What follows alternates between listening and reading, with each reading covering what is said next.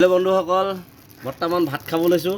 দেখিছে ন, আজি সাজটো চক আঁতৰি বন্ধু ঘৰত আহিলোঁ খাবলৈ। আমাৰ এনেকৈ চলি থাকে আৰু মাজে মাজে খোৱা। একদম স্পেচিয়েলকৈ বন্ধুনীয়ে মাছৰ ফ্ৰাই কৰিছে, চানা, আলু, দাইল, টেকেলি কচু, গোল নেমু, পিঁয়াজ আৰু ভোট জলকীয়া, ইমানখিনি আইটেম তাৰমানে। গৰমত চিম্পুলকৈ মানে আৰু এনেকৈ ভাল লাগে, আমি যেনেকৈ ভাল পাওঁ।